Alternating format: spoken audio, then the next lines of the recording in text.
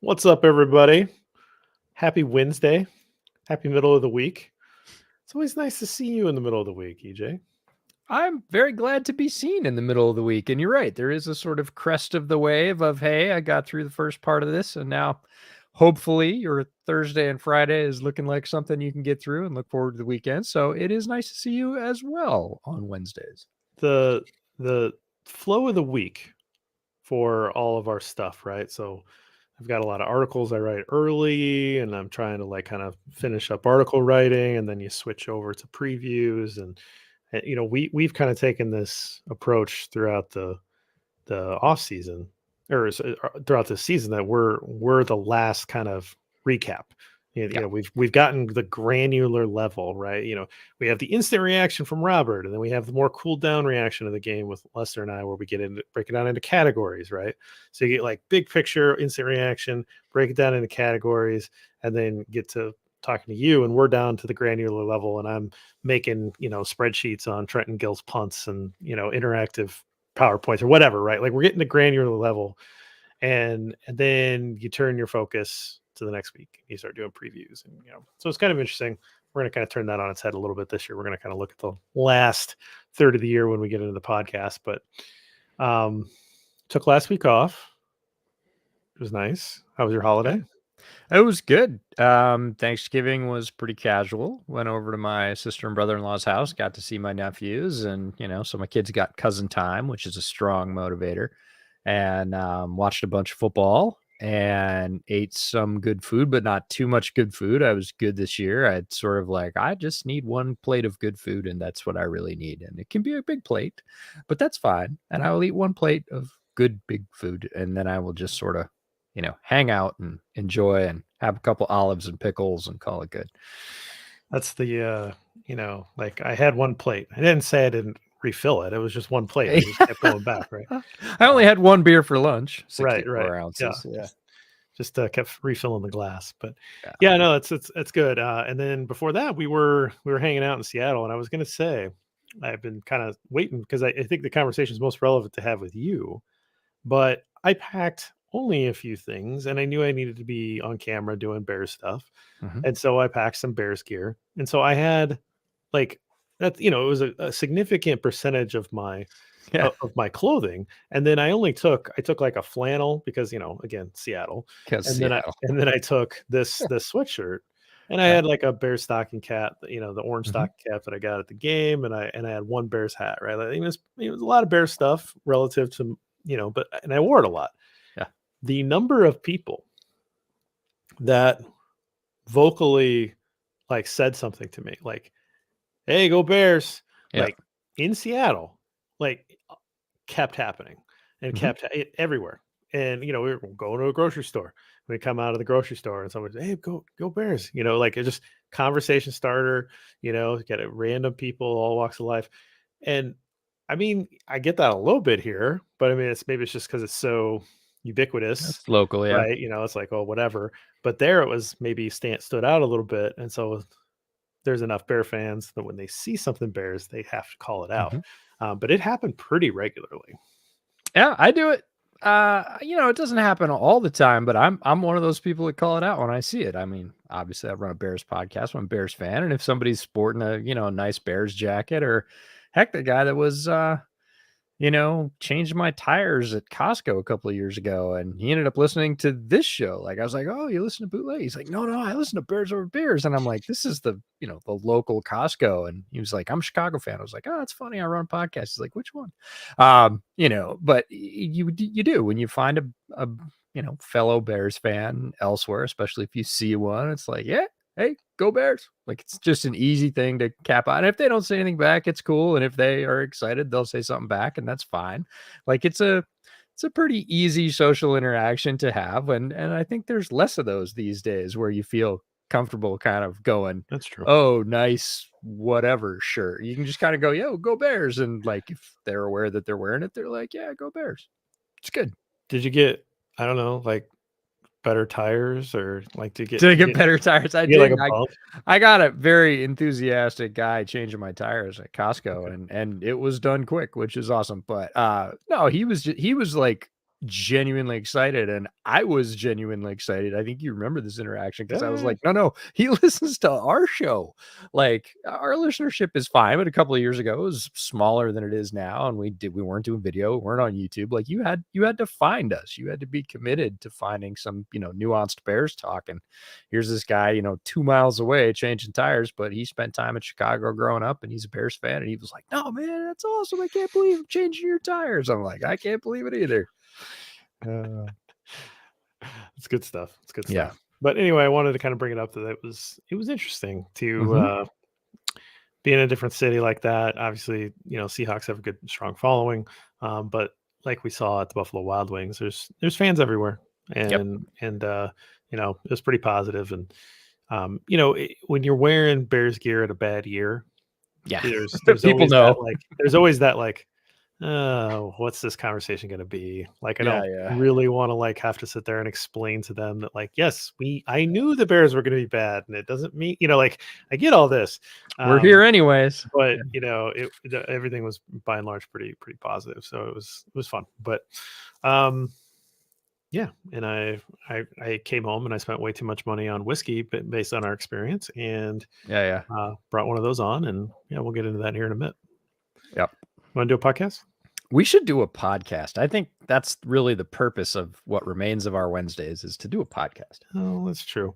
um and just to note, Daniel, I'm not going to put it on the screen because you used a naughty word, and we don't want to do that. But just to note to Daniel before we get started here, that's what we're going to talk about. We're going to talk about what to kind of look for in the last few years, and understand if it's been frustrating this year, but hopefully you kind of were somewhat prepared for that, Yeah. given the off season and given what we had talked about coming into this year. But we will get into that here in just a second, and I will launch the podcast here.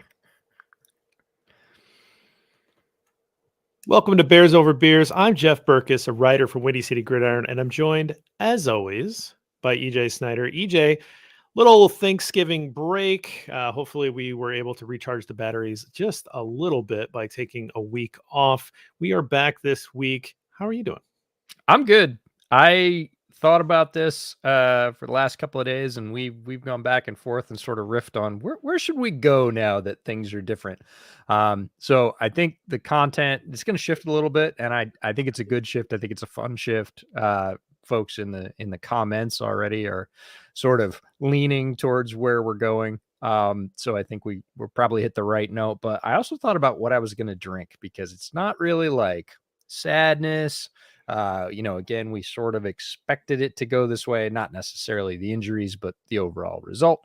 And then I thought back to a conversation we had while you were here about how to treat, how you approach good liquor, right? Good, whatever you like, good bourbon, good tequila. Like if you go get a really nice bottle, do you save it? Do you hoard it? Do you only break it out on, very special occasions, or do you just drink it on Wednesdays and say, I'm lucky to be able to do this? And what we sort of settled on that we definitely agreed on was it should be enjoyed with friends. Like that's what it's for. Like you can drink it by yourself and enjoy it. That's fine. But if you get a really good bottle and it's got some meaning to you or some story, the best thing you can do with it is enjoy it with friends. So as I was thinking about, I will bring a shot and a beer on, and I was like, I'm gonna bring Kaio Sherry. Okay. I was like, yep, I'm just gonna I can't think of a better thing to do with it than hang out, enjoy a glass of that with JB, talk about the Bears, and I'll be backing it up with an imposter, whereas the Kaio Sherry is completely real. This used to be really good beer from Canada. And then it was acquired. And Ah, so now it says, and this is so funny because it says produced by Kokanee, St. Louis, Missouri. And I'm like, Kokanee is the name of a glacier in British Columbia, for those of you that don't know.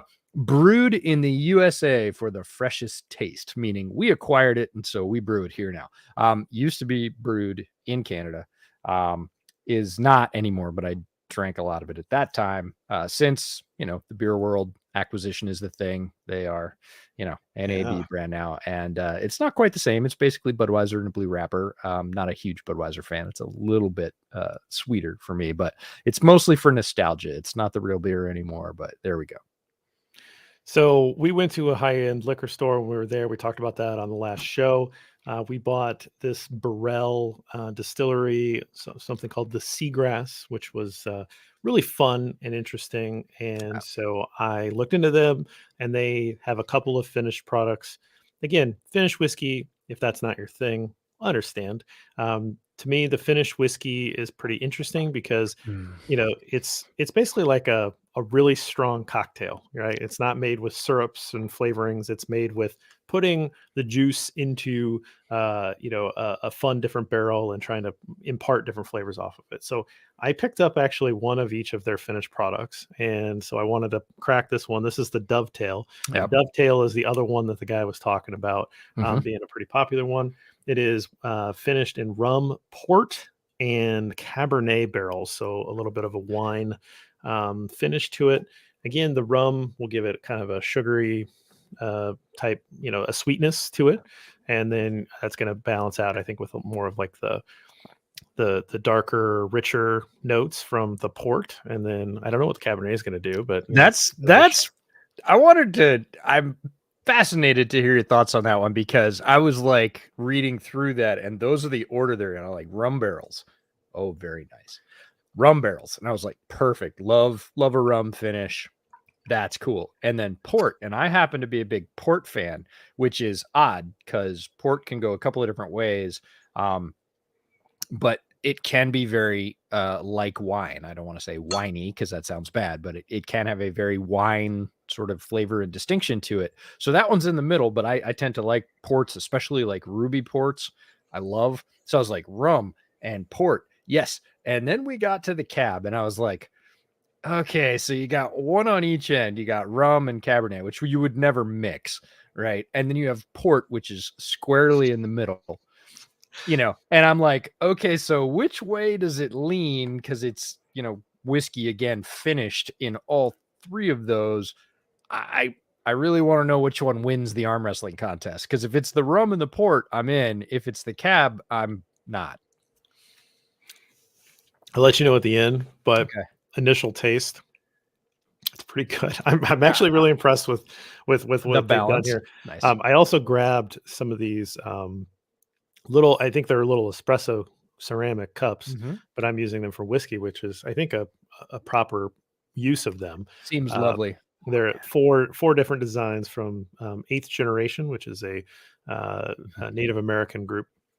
It sells artwork and different work from uh, inspired native artists, and really liked this little mug set. So a little bit of the Seattle trip, bringing it It's back to me. it's I it's love my gorgeous. Pacific Northwest trips. Always have to bring something back from those trips. So all right, well, let's get into this. So here's how I kind of want to structure this tonight, and I think you can hammer in your points as we go through this. But what I want to do is I want to go through each game that's remaining on the schedule, and I'm going to kind of give some thoughts on the what these teams are and what Bears fans can. I think a lot of Bears fans, they watch the Bears, they watch their team, Mhm. and I think in the next 5 games, I would challenge you to also watch the other team from a couple different perspectives. The Bears have it's really interesting and fascinating how this schedule sets up. I hadn't really thought about this until I was talking to Lester the other night on Bear and Balance. The Bears have a game against each of their divisional opponents remaining. Okay, you're going to play them twice a year. If you're going to be building a contention window here in the next couple years with Justin Fields, you're going to play these. You got to beat these teams. You got to win your division, and then you're playing the Philadelphia Eagles and the Buffalo Bills. They may be playing for a Super Bowl title at the end of the year. I know the Bills are a little beat up. They're kind of in a weird place, but it would not surprise anyone if those were the two teams standing from their respective conferences. So the Bears have an interesting schedule because they're playing two really competitive teams and they're playing the teams that they're going to play. And in addition to that, I think that both the Eagles and the Bills are very interesting comps for where the Bears could go over the next couple of years. So let's go through them one by one. I'm going to throw out some things. You pepper me back. We see if we can give something of use to Bears fans here over the last month plus of the season. Before I get into each individual game, what do you want to say about the Bears? I think I ended up having a riff conversation with Brett on Monday. We didn't start talking about the Bears, but as often happens, we ended up talking about the Bears. And I was adamant that the remaining games, I know a lot of people are signing out. We see this with all teams, but especially with the Bears this time of year. Yeah, hopes are in the dumpster and people go, they check out. They watch if they can or whatever else. Not everybody watching this, because you're all going to watch all the games. We know that. But we started talking about the Bears, and the games that are remaining are incredibly valuable to me because people aren't watching. This is a super rare chance for Ryan Poles and Eberflus and his coaching staff to get real NFL game experience, which is not the same as anything else. There is no way to recreate it. Preseason is close, but it is not the same stuff. And to see if they can find a few diamonds, right? Because their roster is in a bad way. We all know that. There is a lot of room for improvement on this roster, pretty much almost every area. And we all know about the cap space next year. We all know about the full draft choice slate. That's great. But if you can get guys, and you can, I know it's after the trade deadline, but you can grab guys off practice squads. Philadelphia just grabbed 2 guys off the street and put them on their defensive line. You can get players that can figure in next year and get them playing time this year when nobody cares and everybody's checked out and nobody expects you to win. That is a really rare commodity. And if you just sit on your hands and go, yeah, we've got 25 million coming next year in free agency, we'll just deal with it then, you're wasting a terribly important opportunity. So I really hope, I'm a bit stunned that the Bears haven't snagged a wide receiver off a practice squad and elevated him to the active roster on the Bears with Darnell Mooney's injury, because why wouldn't you? There's only 3 receivers who are signed to this team next year. Total. Velus Jones, because he's a rookie, Claypool, who they just traded for, and Mooney. That's it. That's the full receiver slate for next year. Everybody else drops off the roster. So why wouldn't you go grab insert player X? I don't even care which player. Grab 3 and hope one hits. And yes, I know they don't know the playbook. And yes, I know that their development won't be up to speed with everybody else. I don't care. Grab those guys. Grab low-level running backs. Offensive line, let's not mess with those guys. They find the best mix of the guys you have, and yes, you'll be adding guys from outside, but you'll do that in the draft and free agency. So an edge player would be great. Yeah, edge are tough to find though. It's kind of like tackle, right? It's the opposite of edge, right? Those guys are big and skilled, and there's not enough of them to go around. So you're typically not going to find guys lolling around on practice squads. You can, but it's tougher. But receivers, sure. Running backs, sure. Safeties, yeah. Inside linebackers, somebody didn't run next to Sanborn. If you want to bring Morrow back, who would be the third? Again, even if you get a backup out of these next 5 or 6 weeks, I don't care if you bring 6 or 8 guys in and one of them turns into a guy you keep on the 53 and one of them turns into a guy you want to develop on the practice squad. That's a win, right? But you're going to have tape on all these guys in real games that you can evaluate at the end of the season and go, yeah, I think he's at least worth keeping on the 90 man and seeing what we got. Or I think there's a role for this guy. We really like him. And there are guys like that around the NFL, believe me, in a lot of those categories. And I want to see Poles be aggressive here. So we'll see. That's my entry to all of this. Okay. So let's go through each of these games. Packers. Okay. Here's what I'm not very excited about is that the NFL schedule makers clearly wanted the Green Bay Packers franchise to play the Chicago Bears when they pass them for all-time franchise wins. And they set it all up so this would happen in week 2. And week 1, the Bears didn't cooperate because they won their football game, and the Packers didn't cooperate because they lost their football game. So they didn't get their primetime storyline that they all wanted. Somehow, it's going to happen this weekend more than likely, right? Like, I mean, the Bears can't really stop anybody. They Eddie Jackson's now hurt. They're out of it. So we are going to get that storyline. And I guess it just delayed by 2 months for us to see that storyline. But if you can stomach it, if you can stomach this game and look at the Packers and really look at them, and I feel pretty good because I bet the under on the Packers this year. Like, I was pretty hard on that. Like, I had an alternate underline that I bet on the Packers. Like, I felt pretty confident they were not as good as the books thought they were. Okay. And I thought that they were going to pay for trading away Devontae Adams and not really replacing that wide receiver pool with anybody. I think there's a lesson there. I think Rodgers dropping off, I think that the injury stuff is a little bit convenient that it's now coming up. But I think the lesson there is that you need wide receivers in the modern NFL. You need playmakers. And when you have one, it's probably not a great idea to trade them away.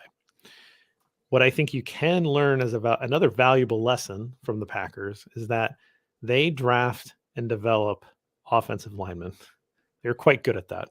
So even though everybody wants to talk about David Bakhtiari, everybody wants to talk about how David Bakhtiari likes to hold, I like to talk about it because he never gets called for it, or not never, but doesn't get called for it as much as he does it because they just accepted this weird technique. But you tell you what, Dave Bakhtiari doesn't play a lot of football anymore because he's constantly hurt. And the Packers really haven't missed that much of a beat because they have invested a lot in their offensive line, and they do a good job of scouting their offensive linemen, and they're good football players. And so if that's going to be a constant theme when you look around the league, it's not sexy. When you look around the league and you see good football teams, one of the biggest things they have in common is they've got good offensive line.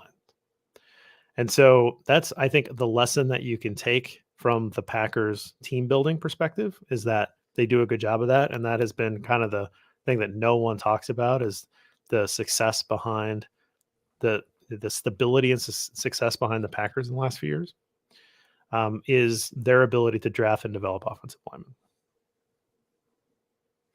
Yes, I think all teams need to have something like that. And, they would all be so lucky as to be the Packers and have that thing be offensive line, which we both believe is a foundation of a good football team.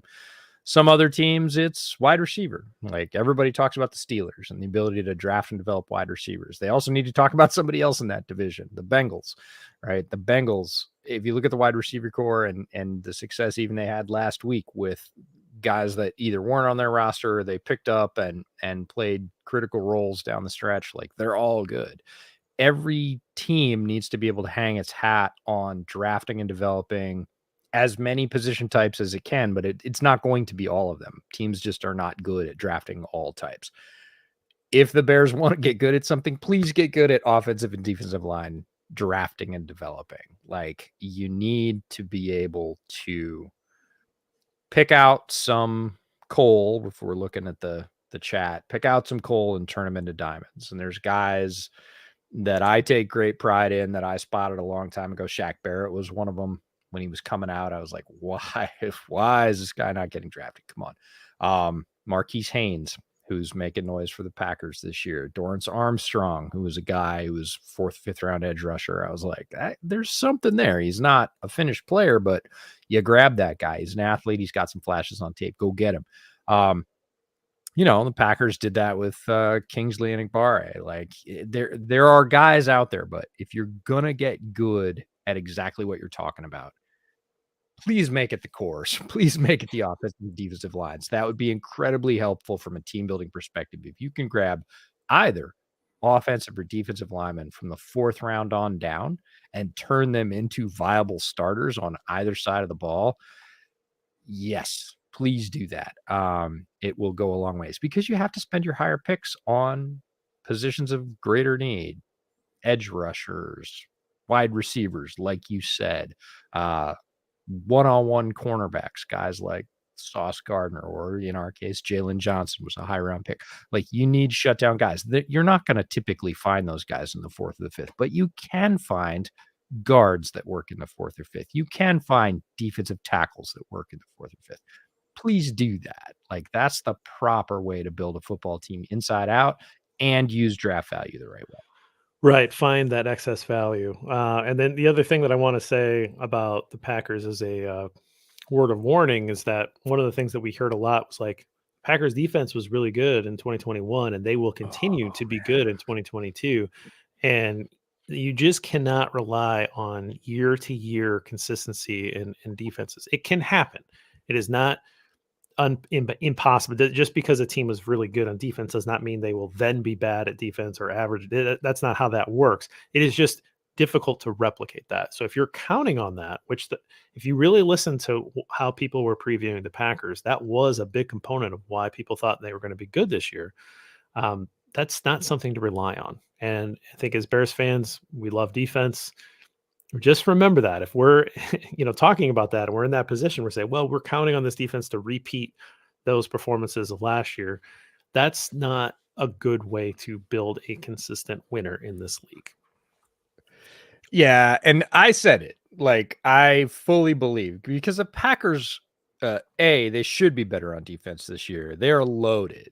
That's the other thing is like they have a lot of dudes on defense. They've spent a lot of money on it, and a lot of draft picks, and they should be playing better than they are. They have real playmakers at every level of that defense, and it has not happened. So they are underperforming, underwhelming at defense. But you're right. You cannot predict year to year for any team just a continuation. Well, they were good last year, so they'll be good next year is not a good argument in the NFL because if you look at roster turnover, I mean, the thing I just brought up about the Bears, there are literally 3 wide receivers on next year's team from this year's team. 3 total. It's the carryover is not really a thing. Yes, it's the same colors in the jersey, but especially with a team like the Bears with so much free agency, cap space, whatever, there's going to be massive changes on this roster. It is not going to be the same team. You're going to recognize some guys. Justin Fields will still be the quarterback, but it is not the same. Do you think that this is a blip for the Packers, or do you think that they are now fully in this downward trend and it's going to take a while for them to get back out? Do you worry about the Packers in 2023, 2024? 2 things. One is Aaron Rodgers, obviously. Is he going to play again for the Packers? Is he going to play elsewhere? There's been some talk about, hey, maybe they should get something if they really think Jordan Love can play. That's come up this week. Could he go to the Raiders and reunite with Devontae if they move on from Carr? There's been a lot of that this week. Obviously, that goes a long ways as to the Packers' fortunes. Aaron Rodgers still a good football player. Is he MVP caliber as he was, basically a sort of back-to-back? No, he's not that good. Can he win a lot of football games with a good supporting cast, which he doesn't necessarily have right now? He could. So that's kind of the first thing to figure out. Is Aaron Rodgers around in 2023 or 2024, or is this the Jordan Love show and they sort of move on and take the picks presumably from Rodgers and sort of do a Seahawks rebuild? The second thing is really that defense. Like, what are you going to do with all those high-priced guys that are not playing great? Is it a coaching thing? It kind of feels like a coaching thing at this point. But how do you fix that? You can't just run it back with all the high-priced talent and the same coaching and these terrible results. Like, something's got to give, and I'm not sure what that is. So those are the things that I'm going to watch most closely about the Packers that will determine their fortunes. Is Rodgers around, or is this the Jordan Love show? And how's that going to go? And then what are you going to do with defense? Because they're trending. They're not there, but they're trending the way the Bears were prior to Poles taking over. They have a lot of money invested on defense. They have a lot of big contracts. They're not going to keep all those guys. And right now they're underperforming. Defense is you said it can't be counted on. And 2, it's not going to win you a lot of football games in the modern NFL. You need a functioning offense. The whole we'll just shut people out theory, except for the 49ers, which the 49ers are ridiculous. I don't know if you caught it, but Brad Spielberger, our buddy, tweeted out something. It's going to be on Bootleg this week. That was the 49ers have not allowed a second half point since week 7. All right. And you're like, okay, D'Amico Ryans, you want to be president? Because you can fix stuff. I But other than the Niners, you're not going to win a lot of stuff with defense. I do have the Niners fantasy defense, so Oh, I guess that's good. Okay. I think that these are two ships passing in the night. I think I would love to have seen it a little bit clearer in terms of the Bears being able to beat them. I mean, again, this game isn't over yet. They're 4.5 point underdogs. The Bears are, but I think that next year the Bears are going to be a better football team.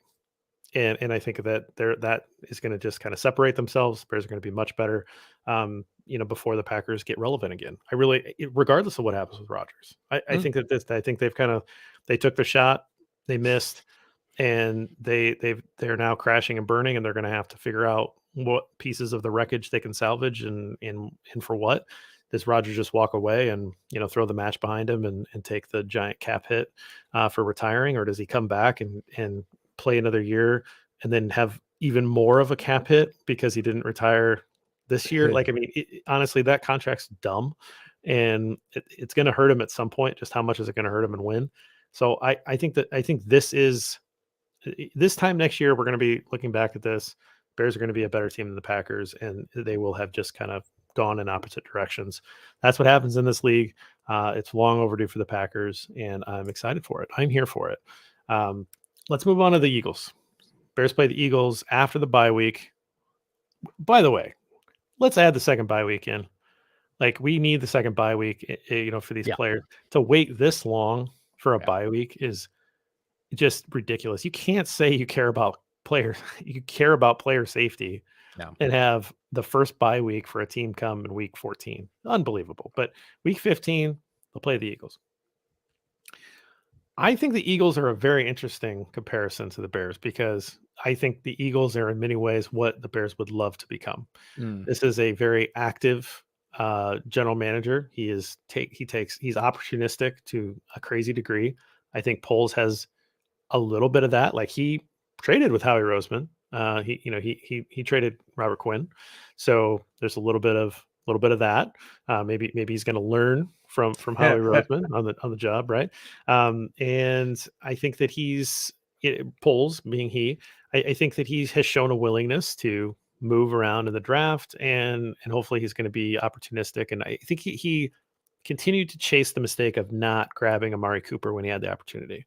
And I think that he may have learned from that. Maybe he'll add that into his repertoire. But if we look at what makes the Eagles successful and how they've been able to win a lot of football games with Jalen Hurts, who was a guy that they took, but they weren't necessarily convinced was going to be their guy, but they have now built this around them, is that they have leaned into what he does well, and then helped him grow and build around him with elite weapons. And so we've seen a little bit of that this year with Luke Getsy changing the approach after that mini bye and leaning into what Justin Fields did well and creating an offense around that skill set. And that it opened other things up. And so I think that if you take that little microcosm of success that they had there, that little example of success, and look at what the Eagles are doing on the bigger scale, because they're running the football really well. They're running the football with Hurts. They're running the football with Miles Sanders in that last game against the Packers. Like, I mean, they both had over 140 yards. They've got an excellent offensive line, right? So, like, what are the Eagles doing that is continuing to be successful every game? Every game, the Eagles are doing something that works. Like, they haven't been figured out, right? They had one loss, and even that, they still had a chance in that game, right? And so what is it that they're doing that you can learn from? And to me, it's, again, invest in that offensive line, be a little bit of a broken record. I think for the Eagles, they have that their offensive line is great, but Jason Kelce should show you what. Let me start over. I have been talking about getting a MFing center for this team for how many years, EJ? How long have we been doing this podcast now? I am giggling, like, outwardly. I'm outright laughing because we've been doing this long enough. And one of the reasons we got into this business in the first place is we have a little bit of brain lock about the Bears, and we end up seeing things in a very similar way. So, as you started that rant about the Eagles, and you're like, "What could we learn from the Eagles?" And I'm like, "Well, the Eagles' offensive line is ridiculously good, and it's led by Jason Kelsey." And I'm pulling up my 2023 available internal offensive line, going, if the Bears draft John Michael Schmitz out of Minnesota, like choo choo, like we're going for it. They need a center. Mustafer can't be back on this team. I'm not sure that Lucas Patrick is the answer after what we saw from him. I know he was hurt, but ooh, like yikes. Like John Michael Schmitz is one of those guys that when he was thinking about coming out last year and then he's like, nah, I'm gonna go back. I'm gonna spend another year at Minnesota. I was like, damn it. And it's not damn it for that guy's prospects or his choices. I will never take that away from a prospect. It is a highly personal choice, and I'm not in it. The damn it was I don't get to see you play pro ball for another year. It was completely self-centered because he's a really good, speaking of self-centered, center. And the Bears need a good pure center, and they can start building out that offensive line around somebody like Kelsey that can be an anchor for a long time. Yes, you've been talking about it for a long time. Yes, it will go a long way to a young quarterback like Justin Fields to give him a center to get used to. I mean, the guy that's coaching the Colts now, right? Jeff Saturday was Peyton Manning's center for a long time. And there was a reason because the two of them saw things the same way and they had a synergy, and that allowed a lot of that offensive success to happen or blossom or whatever. So I'm 100% with you. So when you're again, the whole point of this is what can you learn from these last games? Watch the Eagles offense. If you haven't watched this team play, they're actually really fascinating, and they do some things that I think you can easily envision the Bears doing. So if you don't watch a lot of football outside of the Bears, this is a really good opportunity to watch the Eagles, watch their offense, watch how they operate, and particularly watch that center. I think that Kelsey has put himself into a place now where, particularly if the Eagles go on a deep run here, they make another Super Bowl, maybe they even steal this one, right? Like they get there, and who knows what happens. Jason Kelsey might be a Hall of Famer. Like, I mean, this guy Mhm. is a really good football player, and watch how he moves. Like he will pull, and there's not a lot of centers that pull in this league.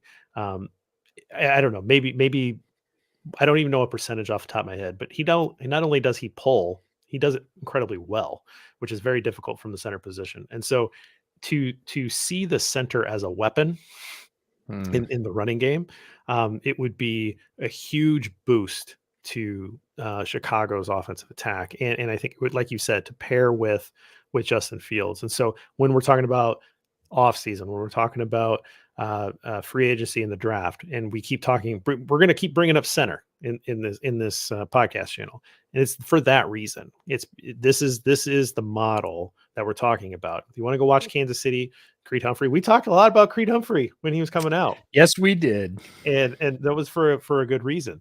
And so that I think is something to lean into there.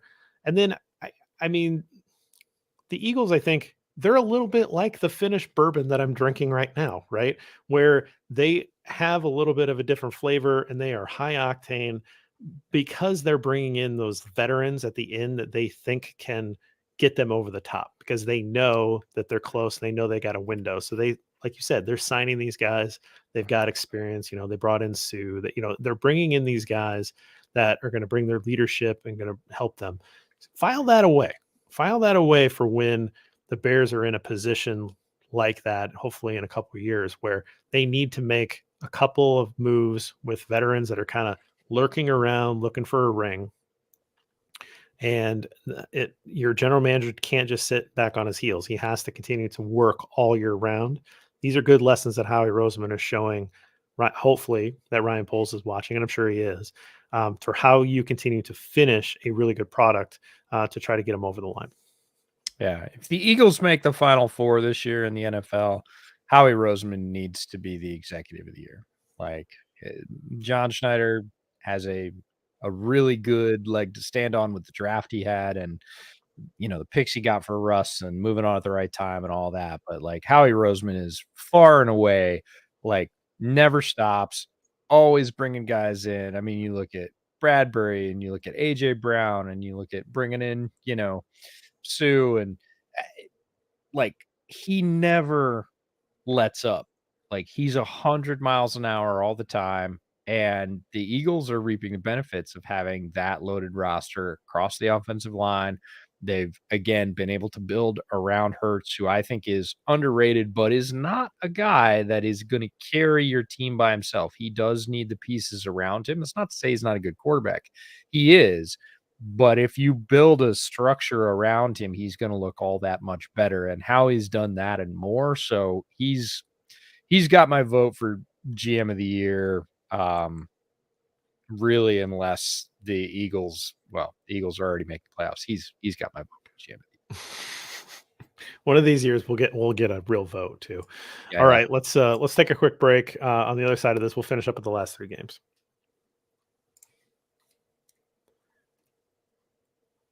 All right, EJ, let's talk about when the Bears play the Buffalo Bills. Buffalo's a little beat up right now, right? Josh Yep. Allen's got that arm thing, short arming some balls, like I mean, literally, like kind of skipping them off the turf. Would have been, a more comfortable win, I think, if he was at Mhm. full strength.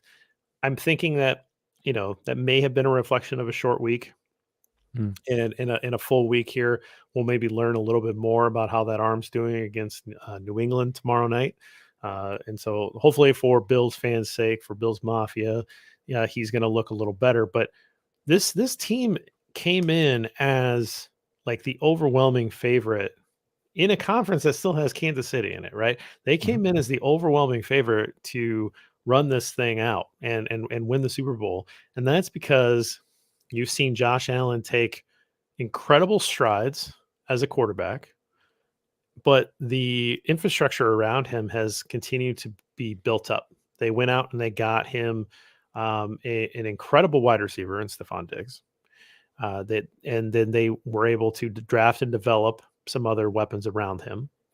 I don't think their running game is quite as strong. It's definitely not as strong as the Eagles, right? So if you're going to put it on a spectrum of where you think the Bears could be, you would probably say offensively that right now they identify a little bit closer with in the direction of maybe the Eagles. But when you look at what Justin Fields' ceiling could be, I think you could maybe feel pretty comfortable in putting him to make those strides towards that Josh Allen throwing direction as well. So I think that there's a lot to learn from what Josh Allen can do, but Josh Allen plays hero ball all the time. And so I actually think there's a little bit of caution to watch the Bills because I think the Bills play a version of hero ball that may not be sustainable. And if you look at, say, the Eagles, and it didn't make the point in the Eagles game, but Howard Rosen went out and got really good wide receivers for his Mhm. quarterback too, right? He went out and traded for AJ Brown. He got Devonta Smith. He already had Dallas Goedert as a tight end. So those weapons were there, and that passing game is good enough to balance out that really strong running game. Whereas in Buffalo, the strides that Josh Allen made has made that passing game incredibly explosive. And then he's a good runner, whereas he doesn't really have the running game to support him. And so I think it does lend itself to a little hero ball, which may not be sustainable, which we've seen a little bit with Chicago, right? Because the only spark that Chicago has really had is Justin Fields playing some hero ball and maybe, I don't know, Khalil Herbert, some good David Montgomery runs, right? Yeah. It's not coming from anywhere else because the talent's not there. And so I think that that's maybe something to watch when the Bears play the Bills is to watch how that offense is built around Josh Allen. And if you think that that's the best version of what Justin Fields can do, or if maybe there's a little bit more balance to be had. Well, 2 things about the Bills. Josh can tend to play hero ball, and it is not the best Bills football. Like, the best Bills football is what we saw week 1 in SoFi when they just destroyed the Rams. They just devastated Los Angeles. Like, it was in Los Angeles, and I was at that game. Brett and I turned to each other and we went, "Oh my god." Like, if he does this, if he plays patiently within the offense, he's completely unstoppable because he can do all the things you're talking about at a moment's notice. And when he pulls the trigger at the right time, not just all the time, they're literally, when he's healthy, there is no way to stop him. He's a super weapon that way. In the middle of the season, even before he got hurt, when the Bills faltered was when he forgot all that and started throwing bad red zone picks by trying to force it. And again, playing hero ball, trying to take it all onto himself and not playing within the structure and relying on the playmakers around him that Brandon Beane has done a great job assembling.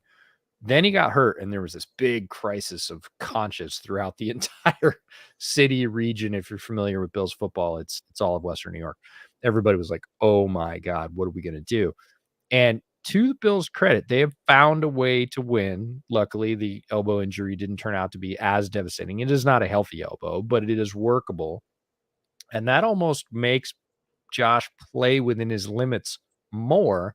And while, yes, a healthy Josh Allen playing like he did at SoFi would have absolutely destroyed Detroit because their defense is last in the league in points allowed, it was a close win, but it was a win. Like Buffalo in the last 2 games has refound after this big crisis with the elbow a way to win, which is to their credit. And they might be better because of it as a team. They're not as explosive as they would be with a healthy Josh. That's not what I'm saying. But Josh had started to play himself out of games, even with a healthy elbow. So there's this interesting balance with Buffalo. And when you think about the correlation to the Bears, which is why we're here, and Fields, he can't play like he's been playing. Fields cannot continue to play like that. It's too physically demanding. The refs are not protecting him. They're doing a better job of that, but he's still getting hits, too many runs up the middles, too many big shots. He won't last. Like, it's just too much punishment for a body to absorb.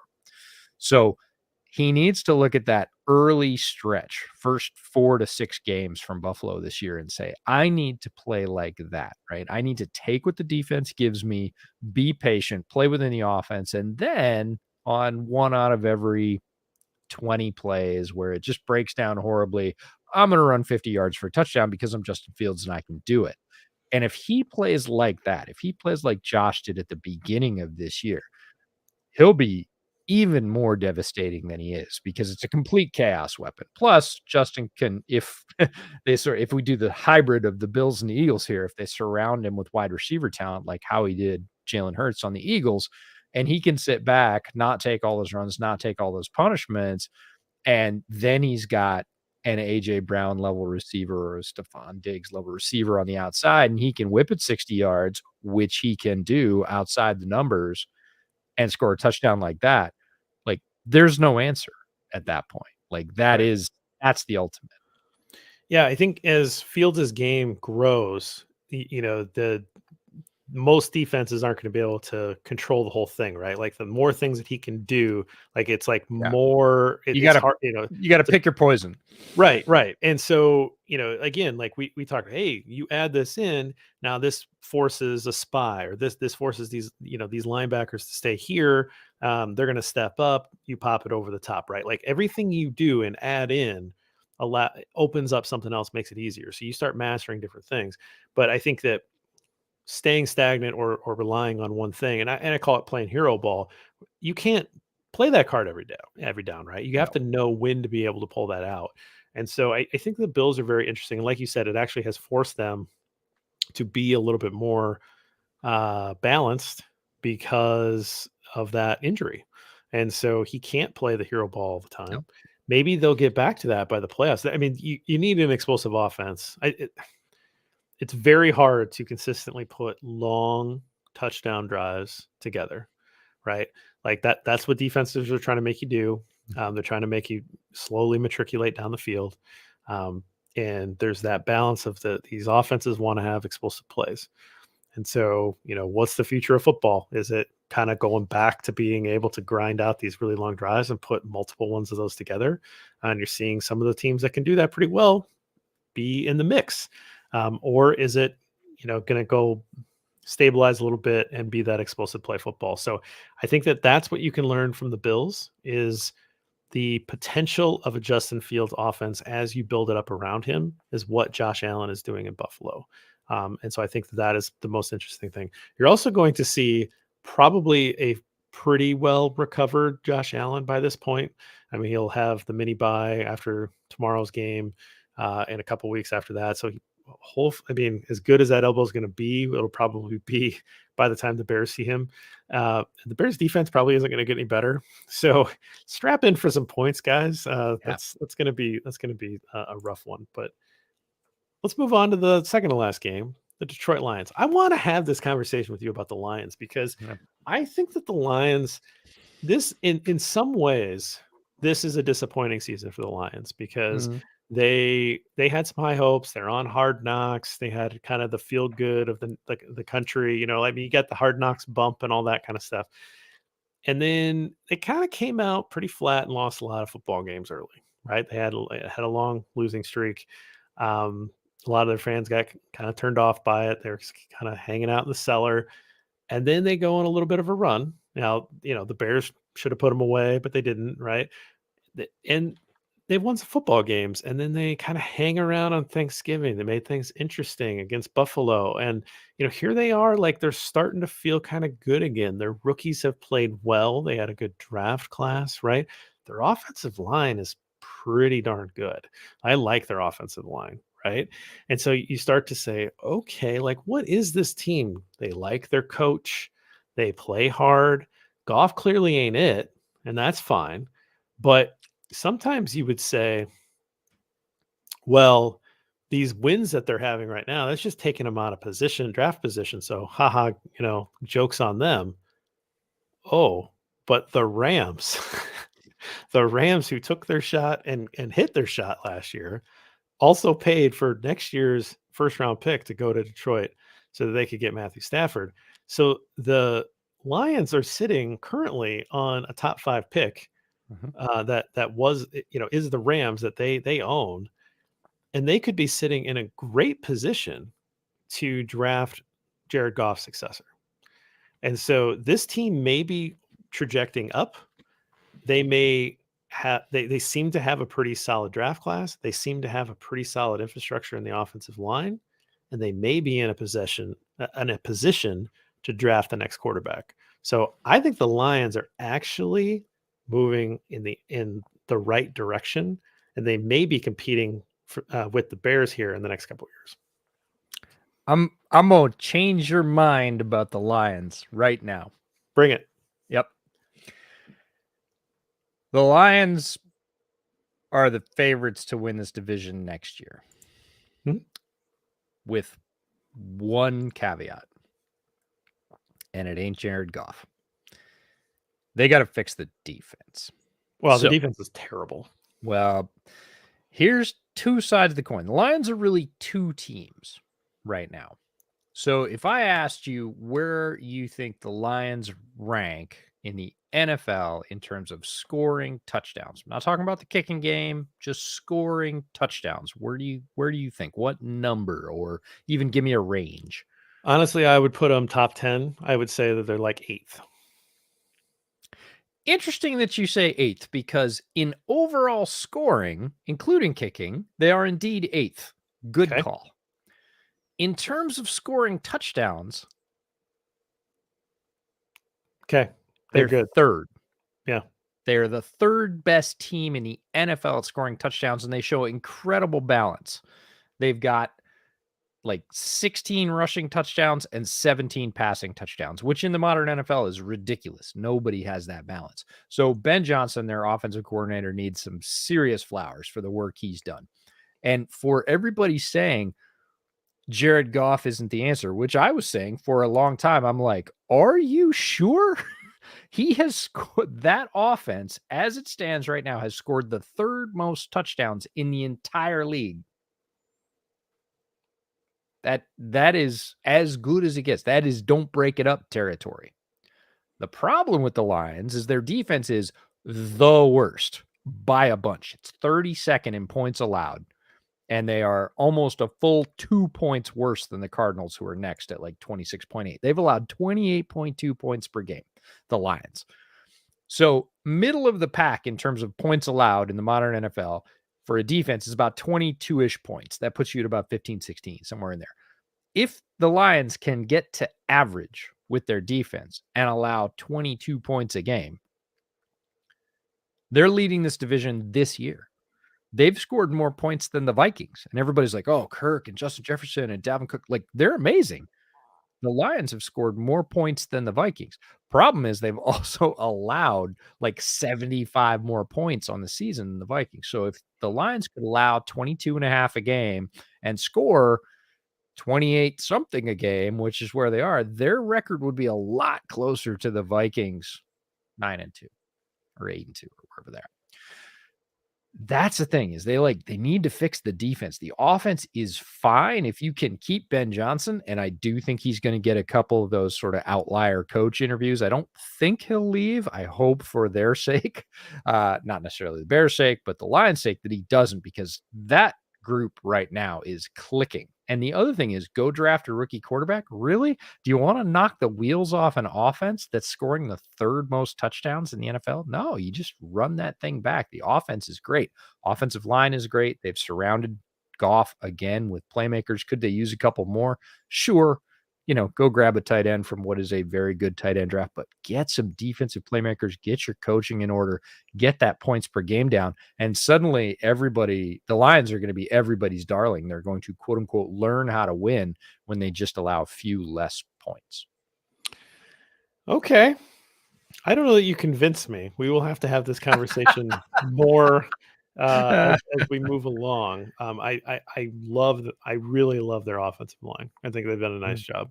There's a few players I really like on that offense. And they're young too. That's They're the young. great thing. We talked about that last year, at least I did. I don't remember if we did, but they have constructed a fortress in front of whoever is the quarterback, and they're all young and they're all talented. And that, again, we opened the podcast by saying that's a great way to build a football team. Right. So I think that's a lesson to be learned from that perspective.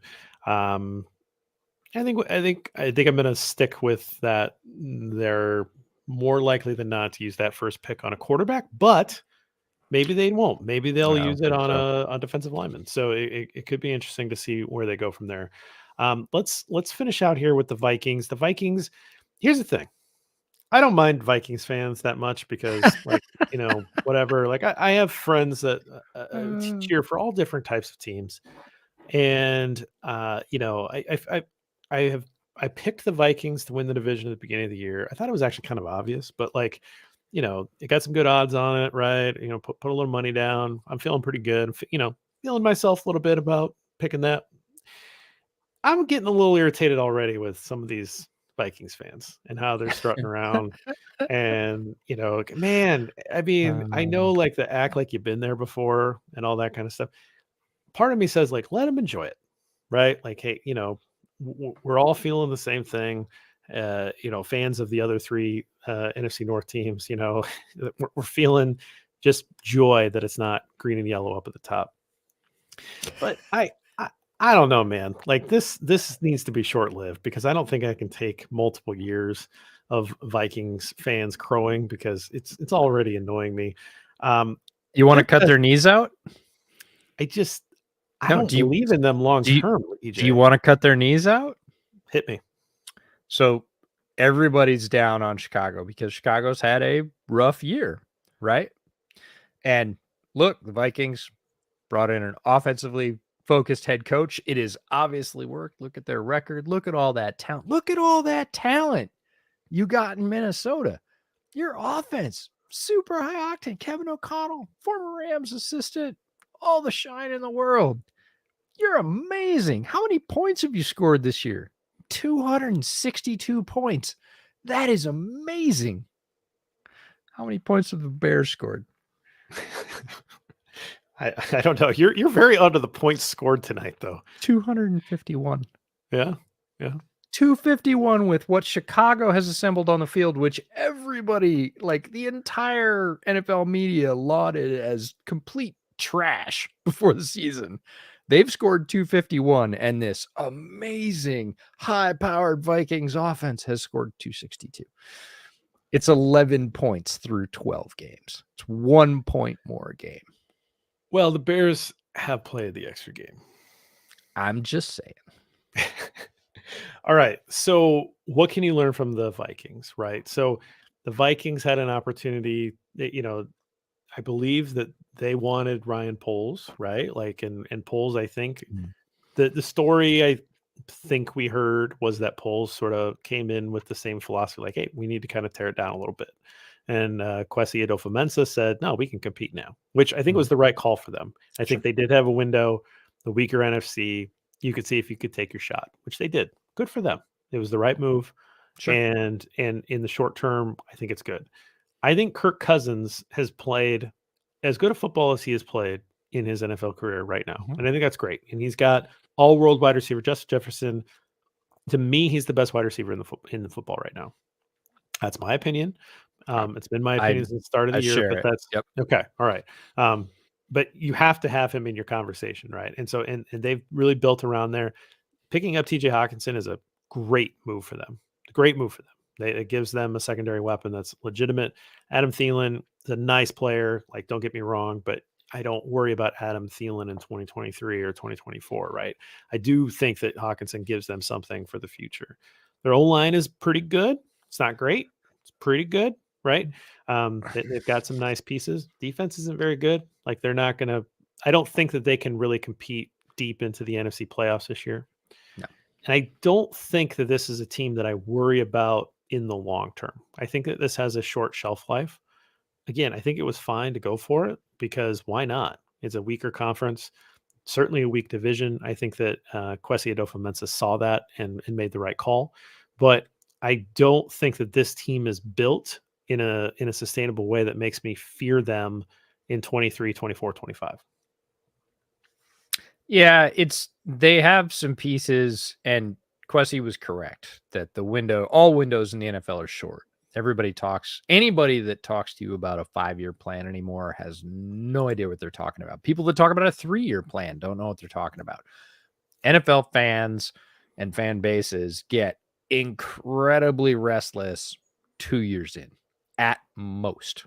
In fact, if in the middle of next year the Bears are 4 and something, there will be calls for Pole's job. He's been on the job 2 years at that point. Not even a full 2 years. Like, you don't get that kind of time anymore. So Kwesi was right to say, hey, we've got a quarterback in place we think we can win with. Strangely enough, Kevin O'Connell worked with Jared Goff in LA. He knew the model. He was like, I can take what I learned from Jared Goff and his limitations and apply it to Kirk Cousins, who is similarly talented, slightly talented in more areas, has a lot of the same liabilities, and push it. Let's go right now. Let's mash the accelerator and see if we can win it with everybody that we have here. It was the right call. They're going to win the division, most likely, barring some crazy wheels falling We off win it moment. this weekend, EJ. Yeah. Like, barring some crazy turn of events, Vikings will win the division. I think that's correct given the teams that we've seen in the division. And, are they going to go far in the playoffs? The answer is no. I talked about it last week on the podcast. These are paper tigers. These are folks that look real good against teams that aren't real good. And when they get to folks that are real good, they get smoked. And that's what's going to happen to the Vikings now. Now, can they change that fortune going forward with free agency in the draft? Maybe. Is their window any longer than next year before they really have to tear this thing down to the studs? No. It's really not. I'm not No. worried about them. I'm really No. not. I mean, All right. next year Well, could be a thing. They could patch it yeah, together maybe. I think and make a it'll be a shot. competitive division next year, Yeah. right? Because you're going to have the Lions, I think, moving up. I think you're going to have the Bears improving. They're going to be fun. They're going to, at very minimum, they're going to be, kind of feisty, right? And then you're going to have the Vikings kind of coming back, right? So you'll have a competitive division. This year, honestly, it fell out kind of exactly how I thought it would. I thought the Lions would have a couple more wins. I thought they'd be kind of in the mix. Maybe they'll get there by the end of the year with the last part of the season, but for the most part, the division's kind of fallen out like I thought it would. So I don't know if that helps, guys. Like, I don't know if that helps you get through the last 5 games because I'll be honest with you, it's not going to be fun watching your favorite football team over the next 5 football games because I don't know if you've thought of it in this way, EJ, but Eddie Jackson is the best defender on the Bears roster. I mean, he's not going to play you're giving me a face, but who has played better football than than Eddie Jackson this year? Well, I would say Jalen. Jalen's not a loud guy, and he's not played as well as he had in previous years this year, but he's played well. And Eddie, Yeah, he's played, man. yeah, I would put them even. I wouldn't put one ahead of the other, but to say that Eddie is like clearly the best defender, I'm like, that's it's a low bar. We know that Yeah. there's not a lot of great defenders on the Bears, and um, you know, I, you know, yes, my problem with Eddie is the same problems we had with Eddie after we sort of fell out of love, which we were, huge Eddie stands. And for the first 2 or 3 years, Eddie defenders. And then look, Eddie fell off really hard. He has rebounded. Has he rebounded to his previous heights? The answer for me is no. Um, and we're on the hook. Well, not we, luckily, because you and I don't have that kind of money. But the Bears are on the hook next year for a significant chunk of change. They're not moving on from Eddie Jackson next year. They have committed to him, and his money is solid. So he'll be there again next year. He's played well, and I like how he's adapted to the new defense. That's always a challenge. Like clearly the best. I'm like, Well, yeah. all right. Well, you're Tie. splitting hairs a little bit if it's I a tie, but 100%. to me, he's been the best defender on the team. He's gone for the year, and so Yes. at a minimum, one of your two best defenders will not Yes. be on the field, And that is bad. and that is bad. And now you've gone from two guys in the secondary that you feel good about. Now you're down to one. It's very easy to avoid one corner when you're an opposing offense. You're. I mean, it doesn't take long for you to get to Jack Sanborn when you list your top defenders from 1 to 11 on the field. Jack Sanborn is an undrafted free agent.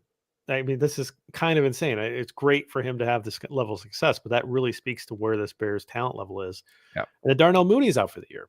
Yeah, So that sucks. even if Darnell Mooney has not had the great, year that he was certainly hoping for, and we all were certainly hoping for, he is the guy that's most established in that passing tree. And so now you're down to Chase Claypool is still trying to figure things out.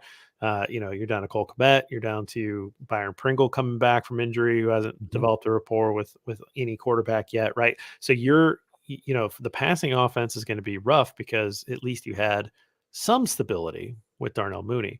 You take those two guys out; those are two of your best 5-6 players. Yes, they're gone for the rest of the year. Mm-hmm. And the talent level was already pretty low to begin with. So it's going to be a difficult thing to watch. And I know there's going to be a lot of people out there that are going to be starting to cheer for the losses for draft position, all that stuff. I'm not in that when you're watching games. I'm always going to cheer for them to win football games. There is some level of consolation if you're into that sort of thing, because higher pick means a little more capital as you move, because you're likely to be able to trade out of that and maybe stock up with more players and fill some of these holes. So there's at least some consolation if you can go down that road. I don't advocate cheering against your favorite football team, but at least there's some consolation in some of these losses that will come. They're not going to go 5-0 here, right? So, very well could not win another game the rest of the year, but we will try to do some things here in the last part of the year.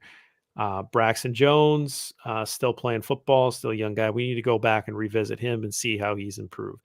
Tevin Jenkins back on the field. Like, let's see, how he looks settling in towards the end of his first year playing guard, right?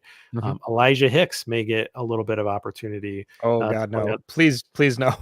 If Eddie Jackson's out, maybe we see Elijah Hicks. Maybe we saw him last week, and he was a guy that I don't want to call out negatively, but he played awful football. Like, he was really bad. Sure, as you'd kind of expect him to, kinda. But if he gets some play, he gets a couple games under his belt, maybe there's something for us to look at here on the film. We'll go back maybe and look at Jack Sanborn again and kind of look at his rise and all that. Like, there are still some things for us to do. I got to be honest with you. Part of why we did this is there wasn't a lot to go off of on that Jets tape. Besides Sanborn cleaning up the entire world's mistakes, no. I mean, one of the reasons that Jack Sanborn is getting as much run as he does, and I know that people like the activity and they love the hustle and they love the tackles. The reason Jack Sanborn's having to hustle and make all the tackles is because nobody else will right now. Like, he is literally it. And it's a yeoman's effort. He is giving his all out there. You put a couple of good interior defensive lineman in front of Jack Sanborn and you let him go hunt, which is basically the setup he had at Wisconsin with Leo Chenal in front of him, who I know plays edge, but still that was his job, is to trail Leo Chenal and clean up the mess. And he was elite at that. You give him some protection up front, Jack Sanborn's going to look even better than he does right now. Cause right now he's just running for his life and catching everything that everybody else doesn't. So we will try. And to those of you asking for more spreadsheets and more EJ breakdowns, we will try. We will do the best that we can. But know that we really are kind of panning for gold at this point, right? I mean, we're trying our best to try to find some things to learn. Hopefully, this helps to kind of maybe turn it around and look at the other teams and think about it from a future perspective. Are these teams that you're worried about within the division? What are they doing well? What do they need to do? Because those are the teams you're going to have to see twice a year. And then two examples, I think, of franchises that you maybe hope that the Bears are trying to be, that they're trying to get to that level of support around their young quarterback and try to take the lessons that they have put out there and try to see how those apply to the Bears. So we'll leave it there. Come back to the drinks. How's the Kaio and the yeah, the Kaio and the knockoff beer? Kokanee. It's the tale of two Ks tonight. Kaio is one of those things I don't drink it very often because it is a very expensive bottle, and I do want to savor it a little bit, but bringing it out for things like this it's absolutely the right call. It is exquisite, and I am reminded of why the first time I got to try it, I was like, "Oh my god, like this is really different and I love it." Even just the little shot of it, the first time it touches your lips, you're like, "Oh, right. This is why I spent 9 months chasing this bottle. This is a really, really good bottle for me. I love it." Kokanee, it's just something to wash it down with. It's cold. It happens to be snowing here. I don't know what the weather is in your neck of the woods, Cold. but it is actively snowing right now. So the beer's in my garage. I have that period of the year where I can put drinks in the garage and they stay cold. So just grab a Kokanee out of the garage. It's cold already. Doesn't need to be in a fridge. So overall, a fine combination for tonight. How was yours? I got to tell you, I'm really impressed. I think that it's not something you'd want to drink every night, anything like that. This is not a bourbon, an everyday bourbon as they No. call it. But Mm-mm. I think that they're doing some really fun stuff, and it's a nice little bottle to have to mix things up. You know, if you like your bourbon and you like to drink it straight, it really is kind of like a super high proof cocktail because you get these fun flavors in it. I think the seagrass that we had together what hit me maybe a little bit better in Mm-hmm. terms of the flavor profile that I just enjoyed a little bit more. But this is quite good, and I think you get a little bit more. You certainly get the rum sweetness, and I think you get a little bit more of the port. I don't really. If the Cabernet does anything, I think it just adds kind of a chocolate note. Okay, then I'm in. Yeah, yeah, and then the other one, the other bottle, is called like Armida, and that's Yeah. got like a pear brandy thing, and that one I think is probably would be the one that the least number of people would like because it just has a different type of feel to it, and I really enjoyed it because it was so different. So just kind of goes to show you. So now I've had all three of their finished products, and I'm really excited about them. But You know who um, they remind me of? what do Burrell you got? Bourbon Brewing. What do you got? They remind me of Southern Tier Brewing. If you've had Southern Sure. Tier's beers, or Crux Brewing, Crux Fermentation project out of Bend, Oregon, they just sort of go all in for like just radical flavor profiles and really doing things that other people don't. Both Southern Tier and Crux do that on sort of opposite ends of the country. And it feels like Burrell is kind of like, well, bourbon's great. We all love bourbon, but let's mess with it. Like, and in a great way, like they've come up with some really interesting things, but you're right. They're not for everybody. They're not for every day. They are for like that special occasion where you're like, try this. It's not like anything you've had. Yep, you want to mix it up. So, We're going to stick around on YouTube for an active comment section. And I will just invite you that only listen to the podcast. We do this live. We do this every Wednesday. We're trying to go at 8 Central every Wednesday. We do a lot of our podcasts with live streams and we hang out afterwards. So if you've never done that sort of thing and you want to try it, um, people are very active in the comment section. And then we kind of come back and play with those. You can join Lester and I for the game recaps. We will take your nickels for therapy sessions after these Bears losses, a day later. We do that at 6 Central on Mondays. I'm pretty consistent getting that out on time. And you can join us and you can get a sneak preview of what the podcast is going to be because we basically cut this up and throw it out on a podcast. So little plug there. Obviously, check the website and all the other things. Join me for gambling on Sunday mornings at 10 Central. Anything going on in your neck of the woods? For those of you listening live, bootleg should be posted at this point. I finished editing it right before this. There were not very many edits, so our great editor Jay was able to put it up live. Should be there now with gigabit upload speeds. Go Jay. That one's coming out, and then we will be live streaming Thursday Night Football as usual for Bills Pats, which be an entertaining game regardless of how it turns out. So yeah, check out the bootleg YouTube channel tomorrow night. About 30 minutes before kickoff, we'll go live for Thursday Night Football. Awesome. All right. Thanks everybody for joining us. And until next week, bear down.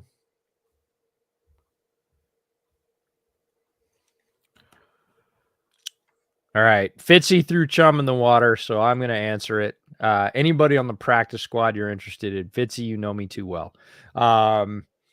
There's 3 guys that I'm really interested in, and they're completely sort of different levels of interest. The first one's Chase Allen. I think he should be TE2 on this team right now. Like, I think he can do that.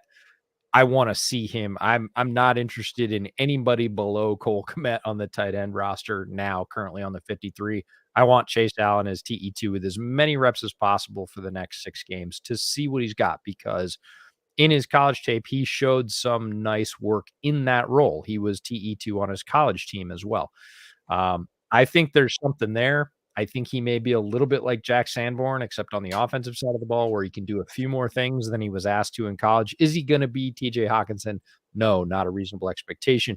Can he be a very solid TE2? I think he can, and I think there's something to his game. Kellen Deach, the offensive tackle from ostensibly Arizona State, but really Texas A&M. That's where he played 4 years before he took a grad year at Arizona State. Is a really athletic offensive tackle. I think he could be a very good swing tackle for this team. Is he going to be a starter right away? I don't think so. Is it possible? Yeah, it's possible, but I want to see him get some run. Offensive line, as I talked about in the podcast, and as you well know from listening to this podcast, is tricky.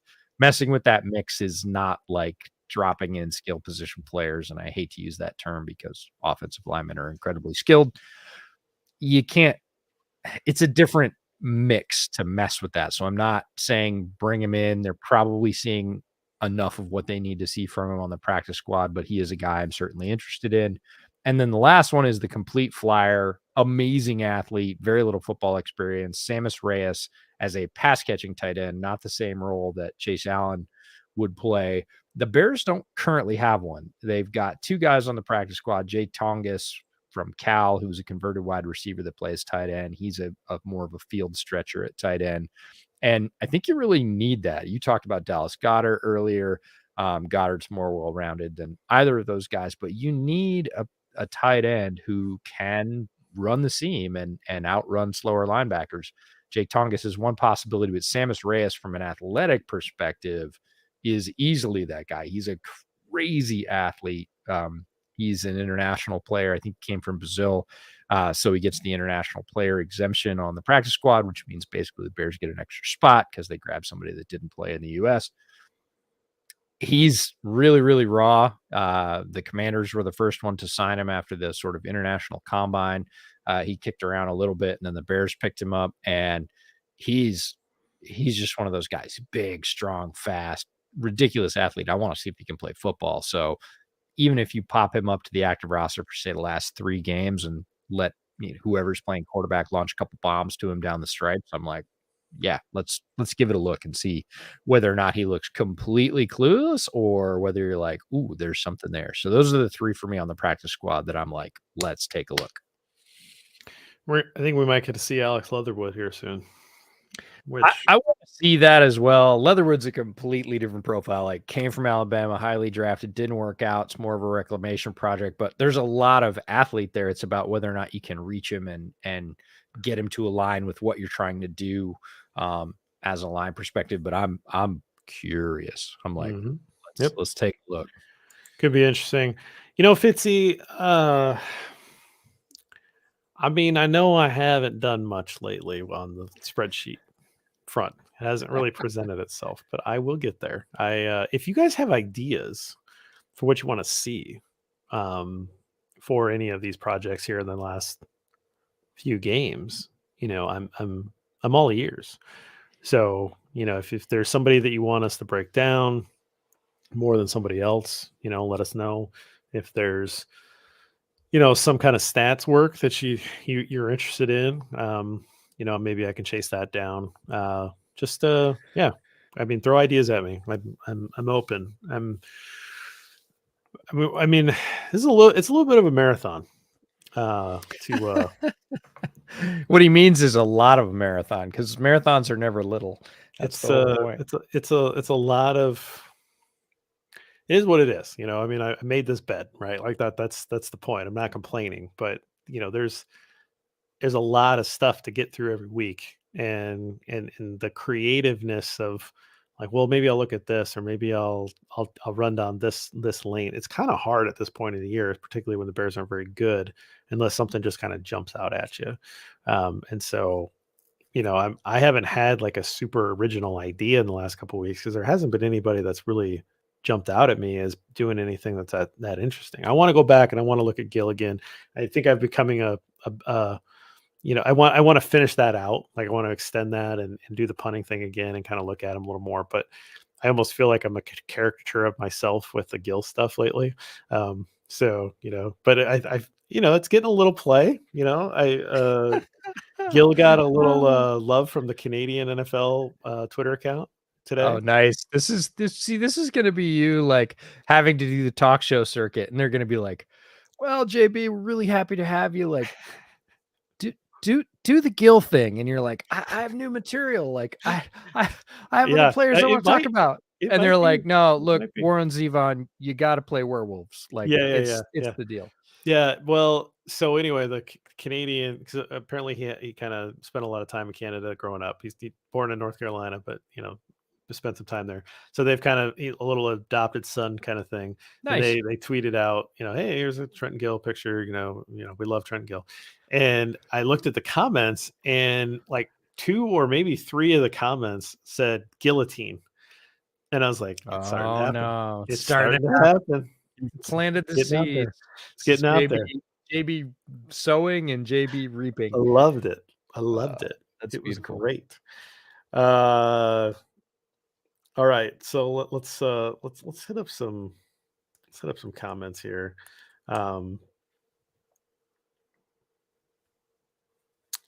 Let's see.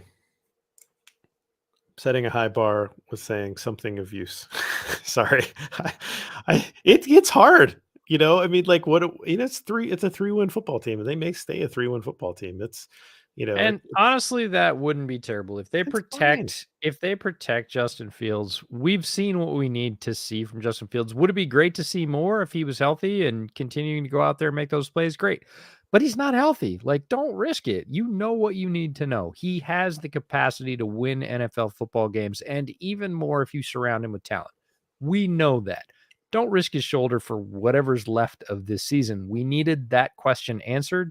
It has been answered definitively 3 weeks ago. Yes, he can. It's enough. You don't need to go back into the draft and draft a QB high. Now, a backup quarterback, that's a completely different conversation that I would love to have, because Trevor Siemian ain't it. And forget Nathan Peterman. Like, please just forget Nathan Peterman. Not. Try hard. No, it's not even like whoosh. Anyways, totally different conversation. We know what we need to know. Sit Justin down, protect his health, like, and get some looks at other guys. Yep. Yep. Comment here from Ron about Jordan Love. I think Rodgers is going to play. I think that I think he's going to play. So I think Rodgers. I don't think he can. I don't think he can pass up the opportunity to play this cupcake defense. And so Yeah. I think it's Rodgers. Oh, what position do you think Bears should pick in the first round? It's always difficult. Right now, the Bears pick in the first round is very good. I believe it's second overall. If the season ended today, they would be picking number 2. And honestly, if that's the case, I don't want them to make the pick. Whoever wants to come up for a quarterback and give multiple first round picks to be able to do that because they are in great need and they do not have Justin Fields, Ryan Poles should let them do that. And it will not be from far. It will be pick 12 overall or pick 15 overall. The Bears have enough needs that sitting at 2 and saying we need a blue chip at 2, which would likely at that case either be an offensive tackle, which you can get at 12 or 15, or a defensive lineman, which you can also get at 12 or 15, is not worth just staying at 2 and being stubborn and giving up the extra capital. So if they're at number 2 and somebody wants to come up for a quarterback, and they will, I would say go for it. Get the best offer you can, get the most picks you can. Don't go, deeper than 12, maybe 15. Don't go to the back half of the first round, but make that trade every day of the week. Yeah, I think it's got to be what Poles' plan is from the whole start, is to want to be able to trade out of that first pick and get more picks, because I think he knows that he needs more players. Yeah. So I think that's got to be the assumption of the plan. I don't think they stick. And like I said, you can trade a few spots down and still get your impact player. Though those blue chip players don't cut off at 3. They who knows what that ends up being. You have to do a lot of evaluation between now and then to determine what that number is. But there's still going to be. You're not one defensive lineman away from being No. a contender. You have to get a lot of players. So that pick is not one pick. That pick is going to need to turn into multiple picks. And that multiple picks could last into 2024 draft, right? Like, I mean, you need what you need is a lot of quarterbacks to impress in the draft process. Yeah. And a lot of teams want to trade up with you for one of those guys and to be able to take a haul like the RG3 haul or whatever, like fill in the gap of teams trading up to get a quarterback. And then you be patient and know that you aren't going to win a Super Bowl in 2023, and that you're a couple years of building away. So just it's fine. Like, this It's is part fine. of the plan. It's This is part of fine. the plan. It's fine. So, yeah, I mean, the defense will improve. I'm not too worried. It'll get there. Our buddy, he doesn't stick around. He never, never waits the whole show. I think he just sees us go. I mean, thanks for the sub. I mean, I guess there's that, but I think he just sees us, says It's hi, fine. then he It's fine. leaves. I It's saw fine. it early. I just left Yeah. it be. Yeah, I don't look at the comments I try to look at the banners as I, Yeah. try to keep us on Uh-huh. agenda. I try not to You're listen to very good comments, at but I it. get You're an distracted. excellent driver, JB. Yeah, you can't get distracted by what's going on in the side roads until the end. But who's Schmitz? We talking about We were talking Robert? about the center, right? So Okay, he was okay, making the play between, Big Schmitz and Robert Schmitz. And gotcha. I have a picture that illustrates that beautifully with you and he together. But I'm not Robert, that big anymore though. right? But So I Robert mean, I'm is still not tall, but Robert is not the bigger Schmitz, no matter what. Let's no, make no. that clear. Although you're a little taller than me. I Just a hair. yeah, I have to always remind myself of that because Yeah. we are both much shorter than Lester, though. Yes. And Lester is taller than most of the other people I know in football media. Just in life. Yeah, in general. But it's always funny. Brett and I go places together, and people are always like, "I thought you were the same size." I'm like, "We sit in chairs." Like, Brett's about 2 inches taller than I am. Oh, And really? yeah. Yeah. Well, And that's still, what everybody says. They're like, "What? I thought you're the same size." I'm like, "No, he's just about 6'3". He's close." still no Brad Spielberger though. Oh no, Brad's very tall. Who are the Bears spending big on in free agency, or are they re-signing someone? I don't really think there's anything left to re-sign. They've moved on from most of those guys. Like Roquan was obviously the one they were talking about that was going to be the biggest money. Montgomery's not going to be huge money even if he does choose to re-sign. So who are they going to spend on there? It's probably not going to be a wide receiver. The wide receiver free agency class for 2023 is like you're not spending big. You're maybe paying 8 or 10 million, which I know sounds like a lot, but it's half of what a true alpha is getting. Now somebody will overpay, but you're not splurging on your alpha, unless it's through trade, which could happen. We saw a bunch of that movement last year. Separately, I want Higgins. Which Higgins? Richard? No. T. Oh, T. Higgins. Yeah. Yeah. I would give up a lot for T. Higgins because he is a true number one. He's shown it for the last 2 weeks, especially 2 weeks ago. He can drive a passing offense. He can be a true number one. He is another guy that's continued to develop. When he came into the league, he was good, but he was like a 1.5 trick pony. Like he had 2 things he did really well. He's continued to be able to win in just about every way. And yes, I would pay big whatever for T. Higgins because I do think he's that good. And he's young. He's a perfect guy for Fields as well in terms of a target that would mesh with Justin's skill set. Like I would give big whatever for T. Higgins. Yeah, I mean, you're not going to find anybody that's a bigger T. Higgins fan than me. So I would don't even show me what you're paying for him. I'm like, yep. Yeah, right. Bring him. I mean, but I think the thing that I guess I was trying to get across with some of those other teams is like, the Packers thought that they could get away with trading Devontae Adams. They couldn't. Like that. No. They're not nearly as good of offense without him. The Eagles go out and they add AJ Brown to Devonta Smith, who's already a good football player, right? Mm-hmm. And they know that that's important, right? The Bills went out, they knew if the Bills had it back, I think they probably loved Diggs. They had it back and they would have known that Justin Jefferson would have been Justin Jefferson. They don't make that trade because it's cost controlled. But whatever, like you went out and you got a sure thing before the draft, and Diggs has been amazing there, right? Because they knew they needed it, right? Yep. And the Vikings have Justin Jefferson. And the Lions, Williams, right? Or Jameson Williams. Yeah. Yeah. So we don't know what he looks like. He's been hurt all year, right? He's coming back. Well, right. But so we don't know what he looks like. Amon-Ra St. Brown looks like a good football player. So these teams are obviously understanding that this is the role you need build in the modern NFL. You have to have that alpha. And I like Darnell Mooney. He's not a 1. Like we have been consistent about that. I like Darnell Mooney as a 2. I don't like him as your top guy because he can't do all the things that you really need out of a top guy to take over a football game. No. And Chase Claypool, I like Chase Claypool a lot. I think it's a fun move.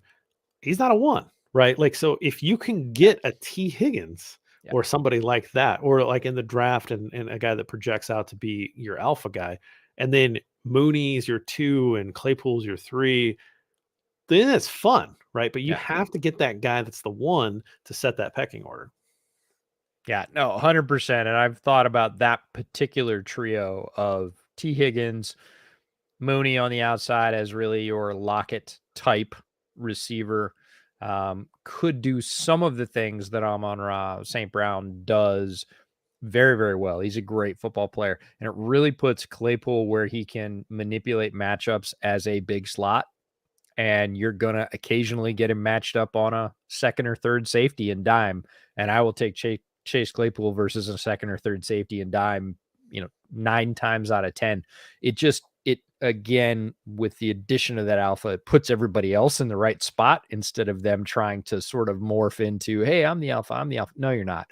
You're really good too. You're a really good big slot. And we've got our alpha in T. Higgins and whoever else you draft. Like you could have 2 on this team and it wouldn't hurt me a bit. If you want to go out and get another big, awesome wide receiver with one of those, say, 2 first-round picks that you pick up trading down out of the quarterback spot at number 2, and you want to go get, there's a bunch this year, big, fast, down the field guys that look a lot like T. Higgins did when he was coming out of college. You want to get one of those guys in the bottom of the first or even the top of the second and add them to T. Higgins and Claypool. And now we're talking. Now we're like, give me overkill. Give me too many weapons. Give me, doesn't matter if one goes down with an injury. We're just going to keep throwing them at you. And you're probably not going to be able to keep up. I'm all about it. Yeah, there's just so many things that the Bears need to build. I saw this a little while ago. I wanted to highlight it. Heck yeah, man! I think it's reality. I know that I'm biased, but Yes. I really do believe that this is where we're headed. I think that they are headed for they're going to spend some time in the cellar. It's honestly how football works. It's how the NFL works. And they overextended themselves a little bit to try to give themselves a run. I mean, look at the Rams, right? The Rams crashed down to earth. I did not see that coming. I thought the Rams were kind of hitting this. They had the window full open.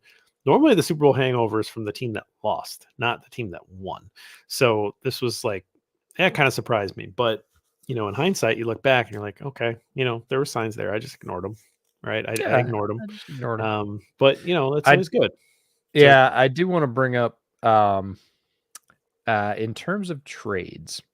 So Robert Quinn got traded to the aforementioned Howie Roseman's Eagles. He's played in 5 games.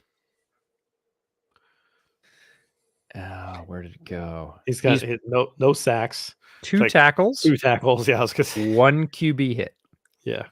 So the fact that the Bears, everybody's like, why didn't they get a first rounder for Robert Quinn? I'm like, anything that they got for Robert Quinn is amazing because he has been a complete non-factor in Philadelphia through 5 games on a very talented defensive line where everybody said, oh, he won't be the center of attention and he'll explode. I was expecting that. Not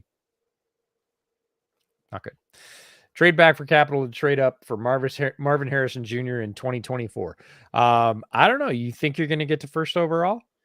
Do you? Really? I think it's going to be that? Dude, if you've watched him play this year, like, again, he was not supposed to be wide receiver 1 on his team. Like, the guy ahead of him on the depth chart was supposed to be wide receiver 1 in the NFL draft. Right. Guy put up 300 yards in the Rose Bowl, Jackson Smith and Jigma. Right. Like, he's been hurt all year, but if you've watched Marvin Harrison Jr.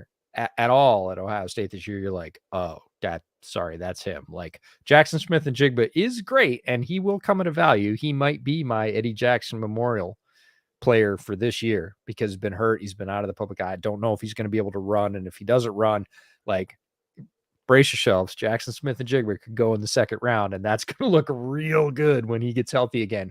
But Marvin Harrison Jr. is clearly better than Jackson Smith and Jigba at the height of his powers. And that is not something I would have said a year ago. Like, I wouldn't have even guessed that anybody could be. And it's not close. Like, if he was eligible this year and save quarterbacks, I think he would be the first non-quarterback drafted and even with Will Anderson, even with Jalen Carter, like, I think people would go, nah. Like, this is the guy. Okay.